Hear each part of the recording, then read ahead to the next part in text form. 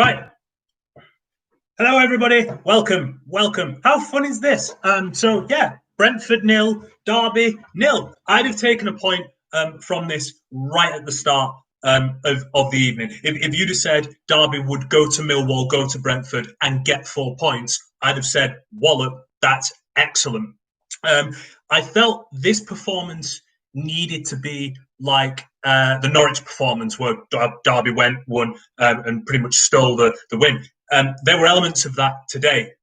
Defensively, they were absolutely excellent.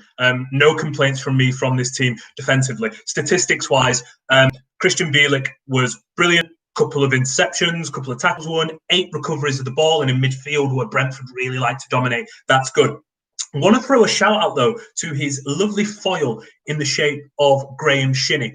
Bielik rightly gets the praise. I think Shinnie was also equally very, very effective. Shinnie himself, 13 recoveries of possession in that midfield area, between him and Bielik, they recovered the ball 21 times. In that area where Brentford want to dominate, that is an excellent performance. Now, Brentford didn't start Jensen, and I felt that always gave Derby a chance to operate comfortably in that midfield, and that pretty much turned out to be the case, because Jensen for me is excellent box to box midfielder. You always want him.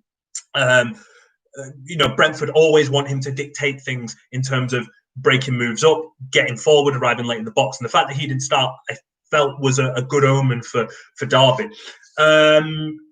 Curtis Davis. That's a real shame for him. I thought it was a knee. Some people are saying Achilles. Some people are saying hamstring. Let's just all agree that we hope it isn't serious and Curtis can be back on his feet real soon, because he was good today. And since he's come into the team, I think he's been solid, if not spectacular. Brings real leadership to the side. A good old school defender. I'll be honest, I worried for him a little bit today going against Ivan Toney, but he was brilliant. Really, really good. Matt Clark again as well. They did that as a pair. Toney was always trying to drift and get the ball. And the biggest compliment that you can pay the Derby centre-backs is that Ivan Toney was dropping back into midfield to try and get the ball and to just try and get involved. That's how good they were. They erased him. It was brilliant to watch. Attacking-wise, look, I understand that it sucks that Derby didn't register any shots on target, or Derby didn't really test Raya. But let's consider where Derby are as a team, and let's consider where Brentford are as a team as well. If I'd have said to you, Derby will have no shots on goal, but they'll get a point against Brentford away, you'd have all gone, yeah, I'll take that. So let's not be too critical, because the easy thing, or easier thing to do would have been to just try and open up and try and get a goal and just get picked off by Brentford. They didn't test the goal, but in this context, in this game, I don't think them working David Raya was paramount for a result. They just needed a positive result here. Them shutting up shop was the better sign of them as a team than them swashbuckling and going forward and just getting shredded on the counter. That's just... Dwayne Holmes will probably start the next game on the bench, and he will have deserved that place on the bench. He has not been good over the last couple of games, which is a shame, because the first couple of games of Rooney's reign, I thought he was one of the better players, if not the best player in moments. But his final ball today, I felt, was poor. There was one where Kazim Richards flicks the ball. Kazim Richards is in the right channel. Dwayne Holmes has made a really good run inside. Kazim Richards flicks the ball to him right into the path of Holmes. There's just fucking loads of space on the left. I think it's Jozwiak, but it might be Knight. But anyway, there was a Derby shirt over there on the left, and then it's 1v1, and then you've got a real chance. And it's a poor ball from Holmes that gets intercepted. He had a couple like that where it was like, gosh darn it, you've got to be better. The other way, and I felt this was why Holmes started, maybe even over Waghorn, going the other way. Holmes had been pretty good defensively, I thought. I don't think he was that tonight. He had his moments, don't get me wrong. He had his moments where there was one after 20 minutes where he tracked Rico Henry all the way back and got the ball. That was good. The problem was he didn't do it often enough. And there was one where he thinks it's a throw in, and it looked like a throw in, but play to the whistle. You have to play to the whistle. Rico Henry plays to the whistle and just breezes by and leaves Andre Wisdom exposed. So I don't think he was particularly good there. Cornell McDonald, yeah, he was good. He was okay going forward. He was a lot better than he was defensively, and that's probably the status quo for all young fullbacks. I'm not going to be too harsh on him because I don't think his performance warrants a harsh criticism, but also just because that was a hell of a situation to be thrown in there. I think it says a lot, and not in a good way, about the stock of Mike Tavierik that Cornell McDonald was preferred on the bench in this game. Like, Cornell McDonald is going to get his minutes, is going to be a good player. I think he's good at under 23s level. But in this game, it says a lot that Mike Tavierik didn't even make the bench, and he is fit, so he's just being left out. But there was a couple of moments. There was one that led to a really good Brentford chance where McDonald gets really tight to Ivan Toney, and Toney just flicks the ball between his legs. And at that point, they're in down his side, and the ball comes across. I think it's De Silva that ends up putting it over. That's on him. But it's also not his fault because that's Ivan Toney. In my opinion, that is the best striker in the division that he is trying to go against, that he's trying to guard, essentially. That's a tough assignment. That's a rough assignment out there. But he equipped himself well going forward. Him and Jozwiak combined into a couple of little nice situations, and then obviously at the end he's just covered in blood and he was getting a concussion test. He looked fine. He looked like he was ready to come back on, but his shirt just kept being covered in blood. Even when he changed shirts, it was being covered in blood. So Derby ended up having to see out like the final 2 minutes of that game with 10 men. I will get to all your questions in a moment, promise. I'll just do I figure it's easier this way to do a rundown of the game first and analyse it and then get to your questions. That feels much more easier. So it's interesting now who gets the nod on the right because I don't think Holmes will start. I don't think his play warranted it unless he has a blinder in training over the next couple of days and then he does start. But Lawrence was fine. Obviously, Jozwiak went over to that side, to the right. Lawrence over on the left. He was fine. He was okay. Had a couple of decent moments. Morgan Whittaker is an interesting one that I would like to see get a start under Rooney because Lawrence, Holmes, Waghorn, they've all had starts under Rooney playing in those wide positions. I want to see Whittaker get that chance as well because when he's come on, he really has made bright things happen. So I think, yes, I know Rooney doesn't really want to throw a lot of youth in there, but at the same time, I think the minutes Whittaker has got have warranted a start. And if you're going to start him, Stoke at home seems like a decent place to start him. So, yes, let's get to your questions, everybody. Appreciate the share. Everyone noticed the new gear. These aren't even like headband. I grew these. Alfie, the main name was getting a point. Look, I said, I can't remember if I said it publicly or not, but I would have been stunned if Derby beat Brentford just because Brentford are that good and Tony had bagged 14 and 4 in 4 before this. And Derby right now are just trying to establish a bit of momentum. A point, absolutely brilliant. I would take that all day, and I think that's a quality point.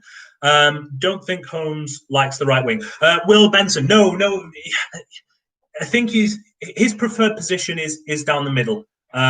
He wants to play down the middle, and I think in the first game against Bristol City, with Rosenior and Rooney in the co-management arrangement, I think them starting Holmes in the middle was them offering him an olive branch because he'd been frozen out by Koku for one reason or another. He'd been frozen out. And I think them starting him down the middle against Bristol City was then going, look, this is a clean slate for everybody. We're going to play you in your preferred position. Go and show us that you can do it. He was okay in that game. Nothing spectacular. He was fine. But yeah, I think, and obviously his contract is up in 6 months as well. So they want him to stick around. So it's a case of how do you appease him, but also you have to put other players in their preferred position. But also, Dwayne is really good. Well, not tonight, but Dwayne can be really good defensively. And I think if you want to cover a marauding fullback like Rico Henry, there are worse options than putting Dwayne Holmes out there. He didn't do the business tonight, but the reasoning and the logic as why you put him out there is sound. But you still have to do it, even if the reasoning is sound. Holmes as the 10, yeah, maybe Simon.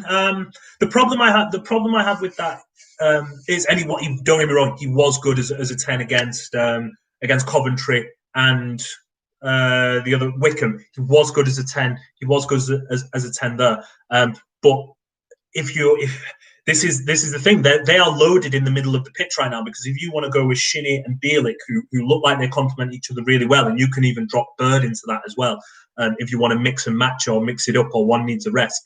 Knight has done his best work in the middle, and I think that's where you want to keep him, because while both their strengths, Holmes' strengths and Knight's strengths, lie in the middle, I think actually Holmes is stronger than Knight out wide, and Knight has done an admirable job out wide when he's been asked to play there. And I think, remember when he first started getting into the team, Knight was being used as sort of this auxiliary winger because of his defensive work, and he did really well. He done fine. But this season, he was plugged into the middle, his preferred position, and he's flourishing there. It's healthy competition for places. You want to play there, you've got to earn the right to play there. That can only be a good thing. And you really need that competition when you are scrapping and fighting for your life right now. You need everyone to want that shirt, to really want that shirt.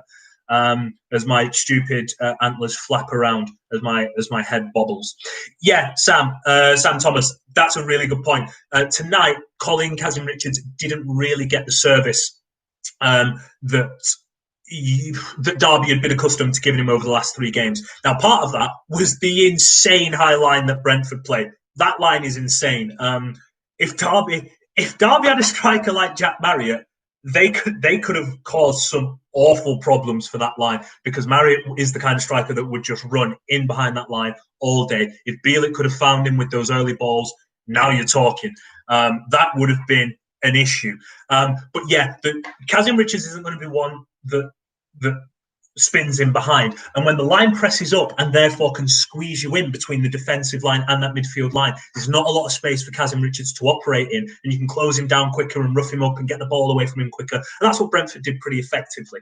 But yeah, there was no sign of players around him, and I think that was more credit to Brentford than it was a deficiency from Derby, if you know what I mean. Because sometimes good football teams do good football team things, and that was one of them, in my opinion.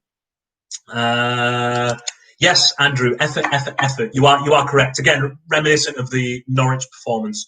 Time to unleash Jordan. Paul Watson. Yeah. Look, and I said this on Twitter when the squad was announced. Let's consider where Jordan has been for the last 18 months, 2 years or so, on and off the pitch. It's not been a great time for the lad. Let's consider the fact that he makes a bench 2 squads in a row as a really, really positive thing. Really positive thing. He couldn't buy, any luck when he got to, he was unfit because he was a free agent and had been out on the free agent market for a little bit.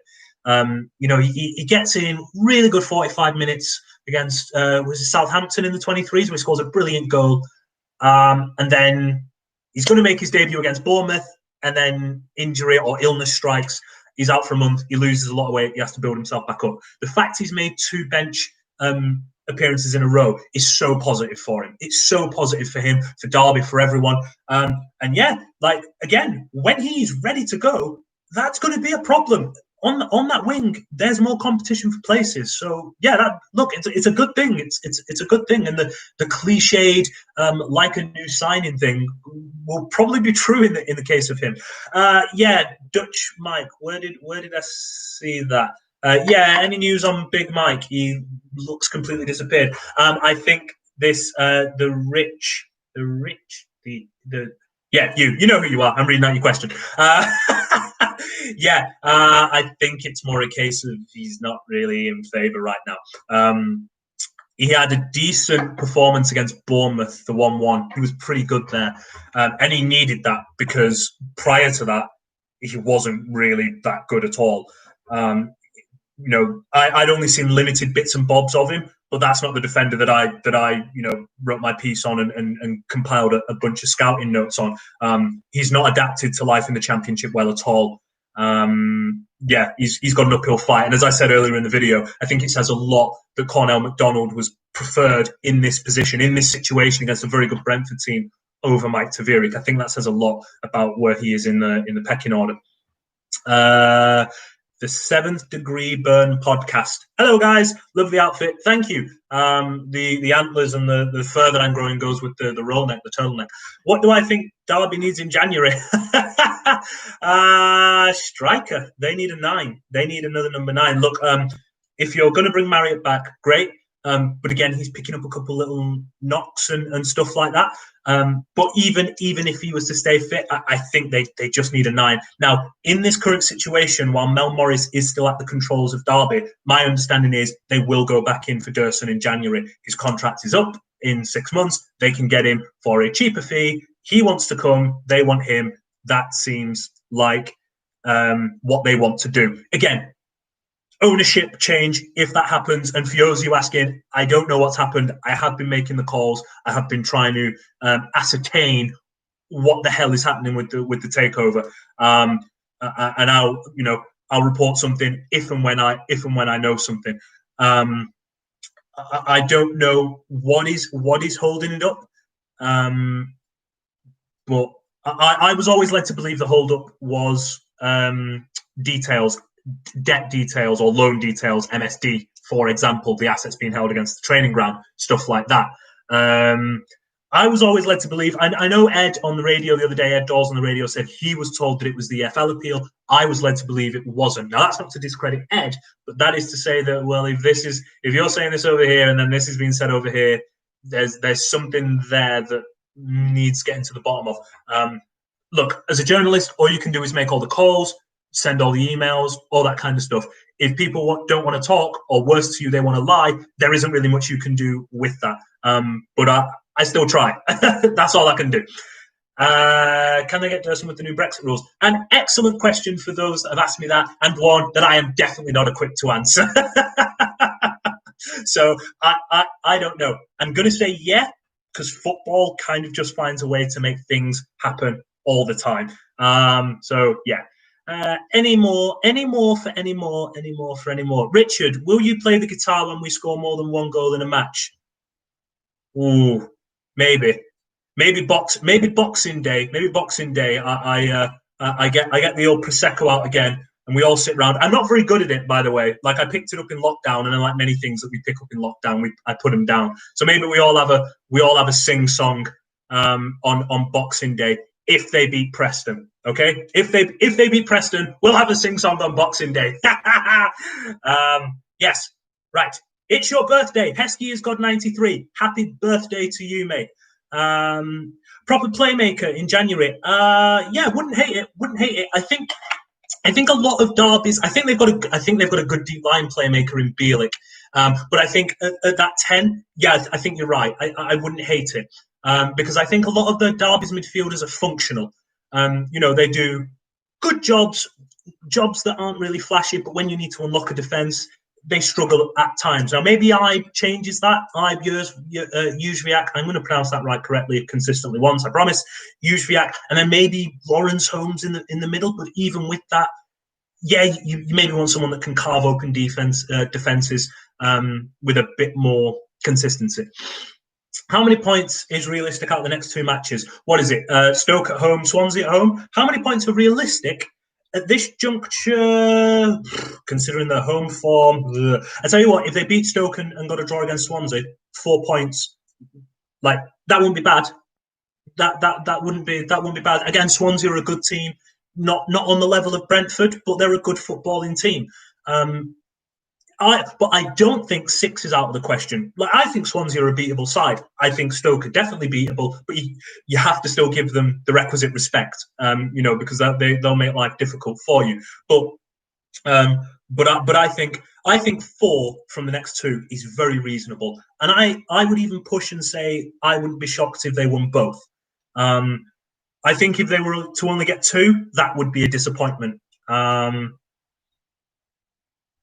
Really? Was it? Well, that is a surprise from McDonald that he was close to starting. But yeah, I mean, look, like I said, for me, he was fine. Had some issues defensively, but that's fine. You're going against Brentford, a really good attacking outfit. It's fine. But he did do some good things in an attacking sense. So yeah, look, a good first 25 minutes, good first appearance in the seniors for him. Something to build on. And look, on those 25 minutes, he still had to contribute to getting that clean sheet. Wallop, nice one. Right, I am going to wrap up. Chris, my answer to that on the Brexit move is I don't know, because I don't know nearly enough about Brexit. Don't even pretend to know. Yeah. So yeah, he also took a serious clothesline from that was like JBL levels, weren't it, man? That was big time. Right, guys, I am going to wrap this up. The Derby Digest on Saturday will be the last one from me for a week because I'm off. I have holidays I need to use up because the club refuses to be normal and I can't get days off, so I'm using them at the back end. So yes, all of next week I'm away, but we'll still have Saturday. You all enjoy. Penalty shout. Maybe, but I didn't see any replays, so I don't know. You guys all enjoy yourself. Enjoy the festive season. Look, this is good. Positive. 4 points from 2 games away. So, yeah, things are looking up. Take care, guys. Bye.